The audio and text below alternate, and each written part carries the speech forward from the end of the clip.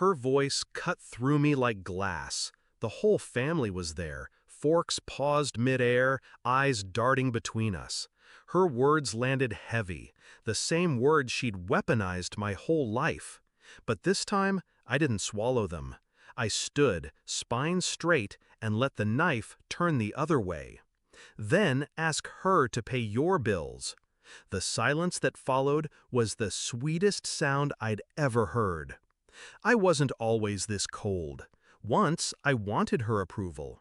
When I got my first job, I ran to tell her. She barely looked up, just muttered, "Your sister's already making double." When I graduated, she didn't come. She went to a spa weekend with my sister instead.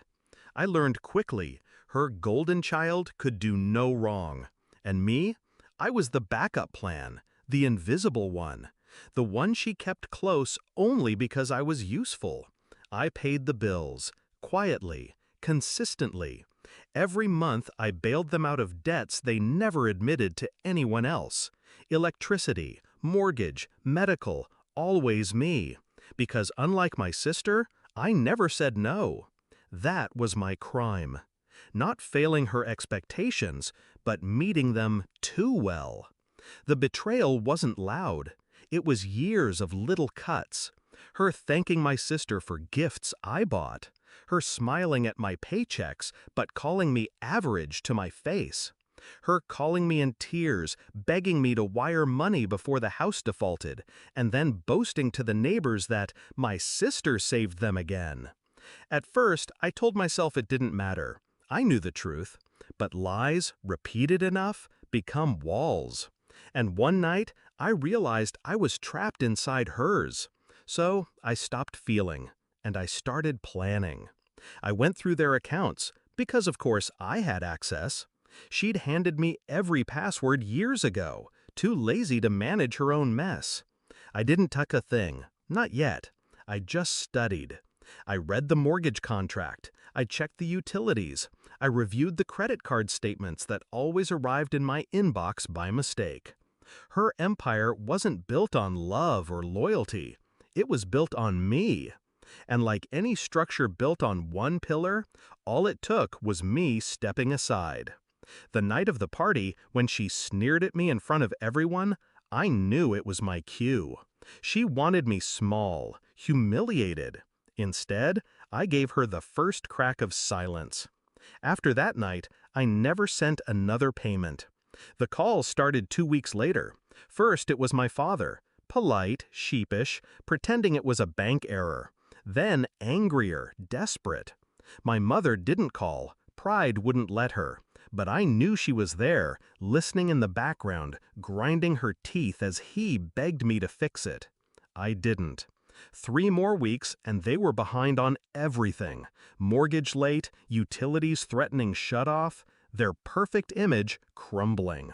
That's when he showed up at my door, my father. His hands shaking, his eyes bloodshot. "Why did you stop paying the mortgage?" he asked, like it was the most natural question in the world. I almost laughed, because there it was, the truth laid bare. Not, "Thank you for saving us all these years." Not, "We should have done better by you." No, just entitlement, expectation, as if I was their bank, their safety net, their disposable child. So I looked him dead in the eye. "Ask her," I said. "Ask your golden child. If I'll never be as good as her, maybe she should finally be good enough for you."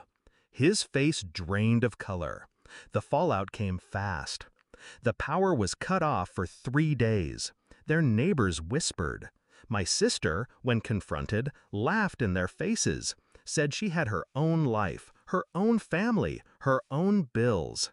Suddenly, they had no savior, no golden child, no invisible one picking up the pieces. They had nothing but each other. And I had peace. Do I feel guilty? No. I gave them years of loyalty. I gave them silence. I gave them money I'll never get back. What did I get in return? Comparison, humiliation, dismissal. So no, I don't regret the silence I gave them that night at the table. or the silence of my bank account after. Because silence, when you've earned it, can be the loudest revenge of all. I walked away, not bitter, but free.